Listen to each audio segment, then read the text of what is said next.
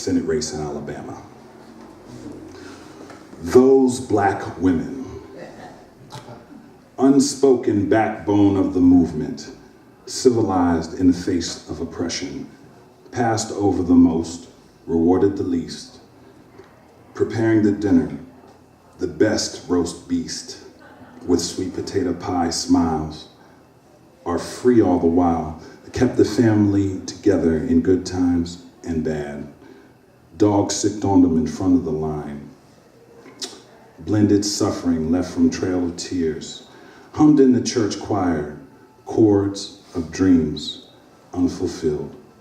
'Cause their husbands had to leave the South to work in the mills, work not meant to be found, too loose but still bound to the strange fruit that hangs from the spruce on the hill across town, or the poplar, whichever is more popular, the rope or the frost, the hope or the cloth, the found population that they said was lost, chickens home to roost, the flavor of the broth, vanity, and the cost of free labor. These women have championed the fight that made others flee. That's not our state, that's not our country. We're made in America, the land of the free to abuse your rights at will. To see through the interneted movement, the hashtag at Me Too, to say not to judge as a Confederate restorer in a court with no order, in a land that loves murder, while LA burns like Mordor or Sodom and Gomorrah, allegedly. Said the savage's religious pedigree. A missionary woman whose meal brought sense to me and us that tastes good in God we trust. They forgot about those old black women who are now our new heroes, the ones that you call Bessie or Sally or Mamie. Their 98% brought some sanity to old Alabama.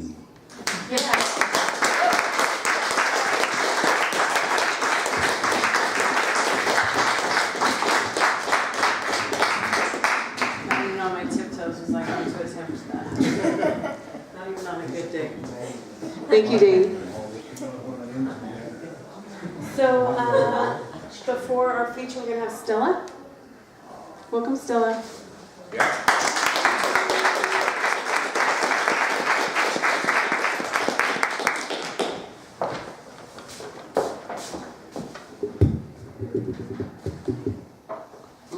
Recently went to a mushroom camp sponsored by the Oregon Mycological Society, and this poem comes out from that experience.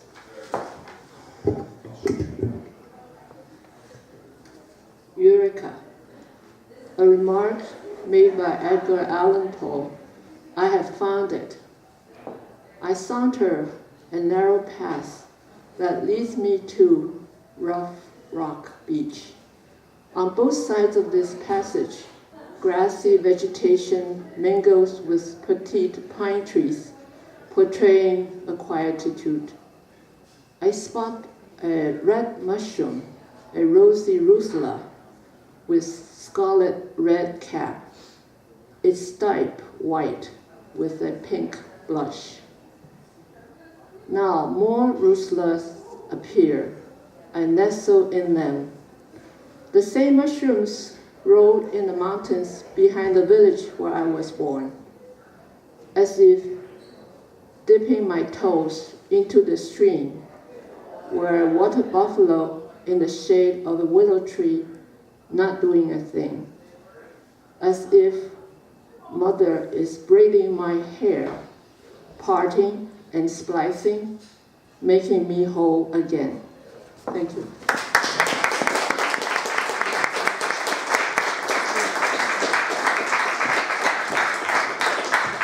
Thank you, Stella. So now we have our feature. Jamie Houghton is a poet, musician, and teaching artist. Her poetry chapbook, Burn, Sight, and Bloom, was released by Music. Music. Okay. That's a tough one. I was trying to figure that out. So, publications in 2017. Her secret talents include making the best key lime pie in town and looking weirdly good in fur hats. But she didn't wear a fur hat tonight. You can read her personal essays on her blog at jamierosehoten.com. So welcome, Jamie. Thank you.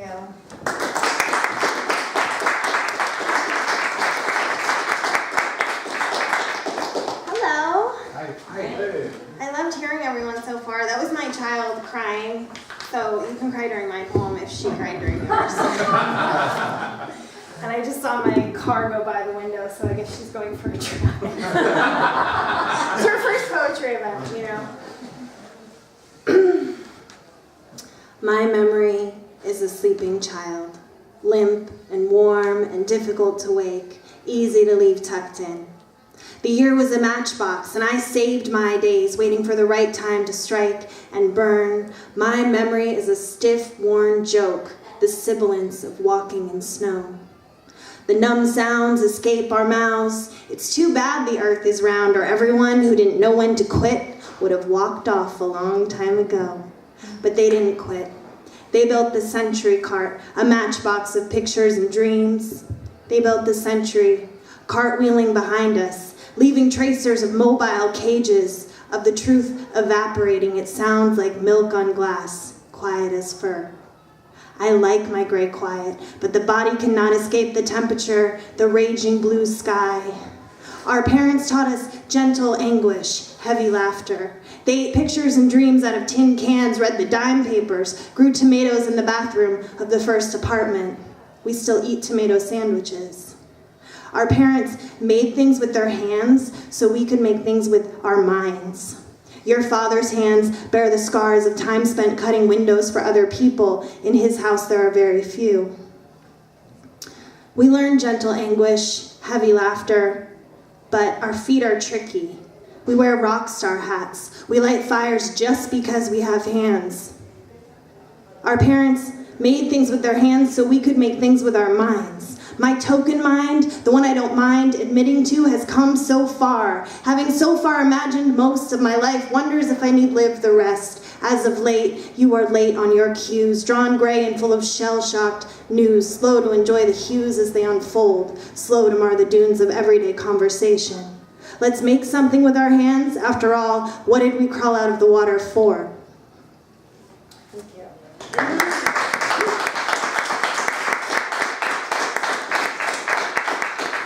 So I've been thinking about that piece lately because I wrote it in 2006 when I was really mad because Bush was president. And if this was back in the day at a poetry slam, maybe I'd fall to my knees at the end. Like the ice capades before you couldn't end it by dying on the ice. Anyway, it's disappointingly relevant today. So to Speak farm. I learned to play cards on the So to Speak farm. Pinochle, cribbage, pitch, setback, meadow, and syrup bucket sitting. Watching the goat mow down burdock and white sweet clover. You shuffle sharp and fast. Put baby powder on old cards, make them slide and snap. You throw back bad hands. We chucked wood into the cellar, split it, fed the furnace, watched the chimney burn. You hated to tear that wood stove out, your grandmother's bathtub rotting through the floor. You gave up the goat, the lagoon fills in with cattails. Elderly trucks rust tenderly in the prickers. Now you have to mow the lawn. You pace the acreage. You call saying, we have a scarlet tanager this year. Mom has an indigo bunting. You say, the gardens are good, but the apples wouldn't fruit. Next door, Ed Curtis stole all the bees.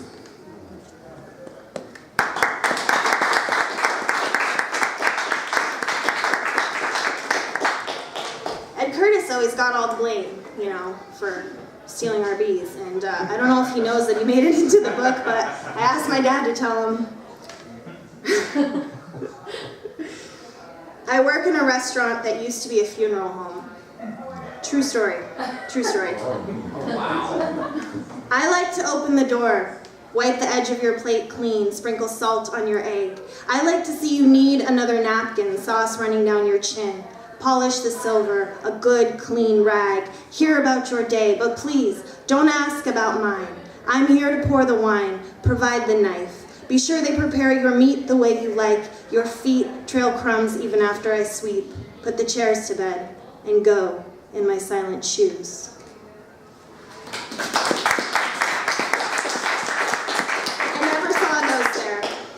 Never saw those there. The picture in which a man tattoos his lover with a typewriter. In case you forget, you asked me to, so don't think this isn't painful for me. I know how to hit your keys. This time, there's just no music, only little squids of black and white, and how space makes you beg for my ink. Now your fingers curl up in your hair. I can't get off when you want me to write your ribs grimace. You are my postcard to you. You asked me to remember why it would be this way. Me, space, you.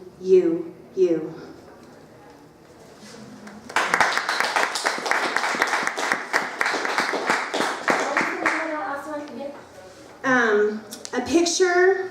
So my friend was going to do this anthology, and he sent me a picture of a man tattooing a woman with a typewriter. And asked us all to write poems to it. But no one else did. So what the hell, right? So it's called The Picture in Which a Man Tattoos His Lover with a Typewriter. Thank you. You're welcome. Any other questions? Seriously. Yeah, so I have some copies of my book for sale. And Music Publications is a small press out of Florida, and they're accepting submissions, so you can always submit your work to Paul Brimsley. Music Publications. And I have some business cards up here too if you want to check out the blog, or there's links to music. How to be lonely. Go on social media, get off social media. Say yes when the lady who runs the slow coffee shop asks for help with email. Write a friend who broke a knee. She writes back, I urge you not to burn your old journals. Realize she just stopped you from breaking your own heart. Talk to loneliness. Yell into its den. You must yell loud as you can, or just sing a little bit, badly. Don't scream now. You will have to anyway next time you stub your toe. Jolt awake from the sleep of your thoughts. Ajax your sink until it's bone white. Take some old newspaper and polish your mirror. Look in. Don't look in. Coax loneliness out of the den. Offer it beer. It prefers milk. Ask it about the weather. It will tell you that nothing alive doesn't burn to be touched, even the sun. It will break your fingers if you try to keep it near you. Loneliness is wild. Please do not pursue when it runs. Do not feed either.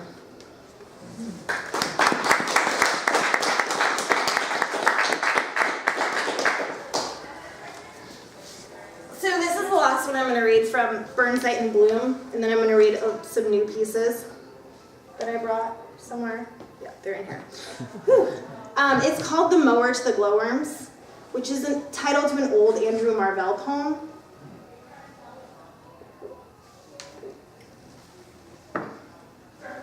The Mower to the Glowworms. Think of it as just a haircut through your heart, which is your whole body glowing, because that's what a pulse does, and your heart is electric. Think of your heart as mud struck by lightning in the womb, somewhere you cannot dive for or become small enough to see. Think of it as a slight shock combing up your spine, or your skin changing like the surface of water. Think of it as division. Think of me as a witness. Think of clinging to the rain or pouring down the grate. Think of it as the last whisper before being extinguished. Think of it as sinking just to rest in the dark wet. Think of it as a buffet, and you are sunlight's last snack. Think of the shining blades as music. Think of your tailbone as a mouse, and you will be fed to the peonies and the dogs and the dawn. Think of me as next.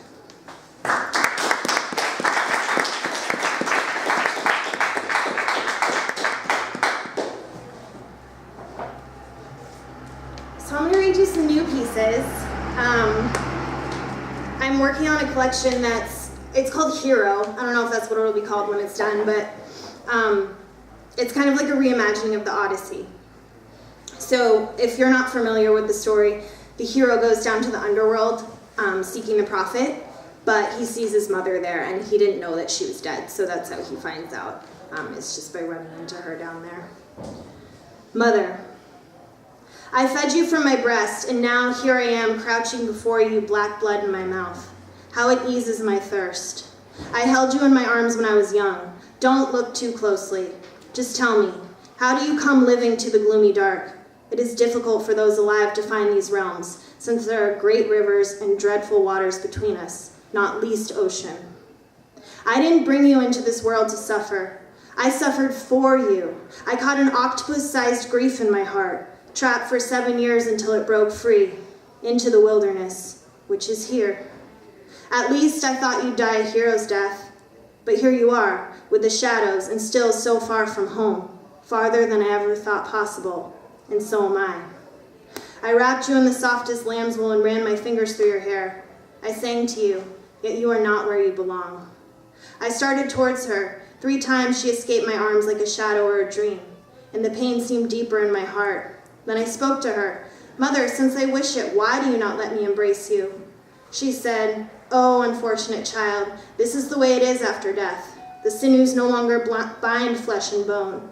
The spirit flees. A ghost flutters and goes like a dream, hasten to the light with all speed. And that last part is actually from the Odyssey. Such a beautiful poem.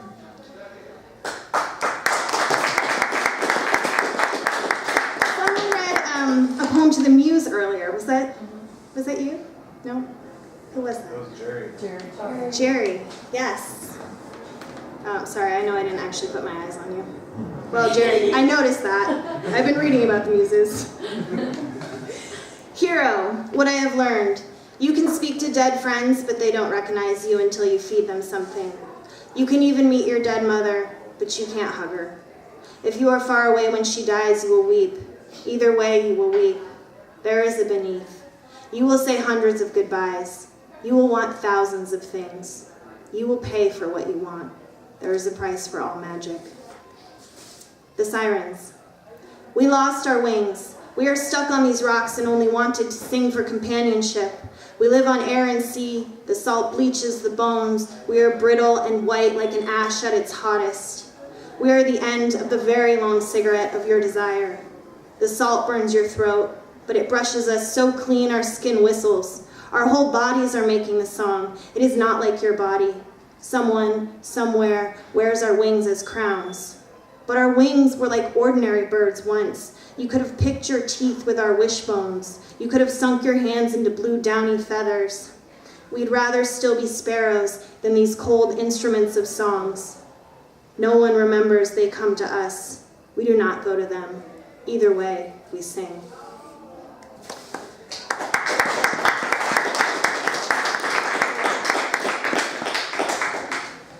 There's always that awkward poetry moment, like it just is. A god speaks. My joy is in the sun-soaked green of the fields, grass and sky. Grass and sky is what the cattle feeds on, fat and velvet. I send the wind to hide in the pinks of their ears, to caress their clean tongues. They are innocent with beautiful shadows that move across the field like black clouds. Your friends took what was not meant for them, how it burned going down. I wanted to shout, no more shall I shine in the skies. But instead, lightning and an electric flash shot down, hit the boat, ripping it in two. All the men fell in the raging sea. There is no saving those who take what is too strong for them. Between them and God, grass and sky.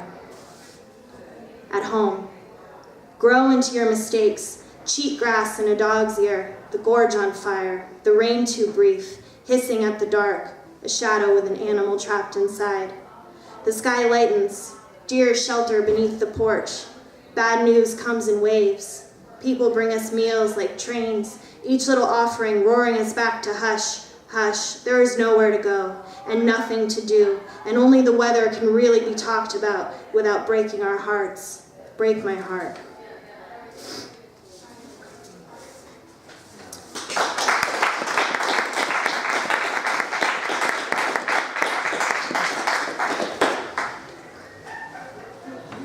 I'm just going to read a couple more.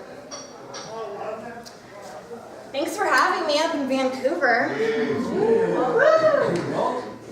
Chris invited me in summer of 2015. That's how long I've had this in my daybook. I know. That's playing in my head. It's awesome. Since that happened, I had a baby, moved away, came back, and published a book. A God. You think gods do not want, but all we are is your want. We are all you are chasing. We are ravenous. We seek to consume and create and recreate. We blow it apart and you have been in the eye. Still, you cannot look into my true face. Only a woman can do that when she knows pain like a god knows pain.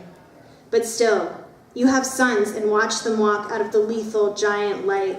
And you have been to the gentle beneath, shadow pulsing green-black. You think you are so clever, human, break the heart of your beloved no longer. But still, show us how you can shoot this arrow. Show us how it hurts you to love true. We will send wind to caress your tender little tears. Show us how you tear your skin against the waves. We will show you wrath, light, shadow, storm. We will show you hunger, and your want is but a tickle to God's skin. Touch the surface of your face. There, that's it.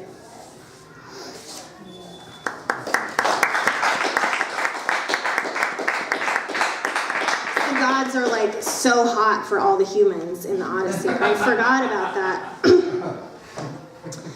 Penelope, who's the hero's wife. Whose shroud am I weaving anymore, your father's or yours? I will sleep in our bed, one leg a live olive tree, breathing into the sky and into the soil. You kissed my thighs and said you didn't want any moon women. When the last fingers of summer release their heat and go underground, if you are still not back, I will burn this shroud. No, I will not burn it. Perhaps I will bury something, a turnip, or a pure white dove with a fork through its breast. Obviously, a metaphor for me. This whole thing is so obvious. The frayed edge of the hole, the opening, a map of winds as far as we know it. I sit each morning with dawn, blushing with hope. People praise me for waiting. Now they whisper, I'm crazy. And my blush is fading. Just a fallen melody and the first chill of light. And this is the last one, which reminded me of what you're writing about, actually. Sacred things belong to the gods. In 2017, in Michigan, they will find electric fields inside human cells as strong as lightning bolts. You are literally made of fire and water, and something else. Something I can't put my God finger on. Something I want to touch, and badly. Thank you.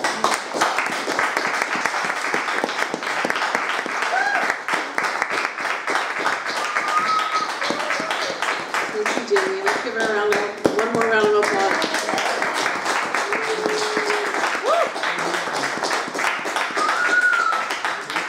And Jamie has her books for sale, so if you want to purchase one, you just need to take it into the bar tonight. And we'll have a brief 15-minute intermission, and we'll be back for the second half. So thank you.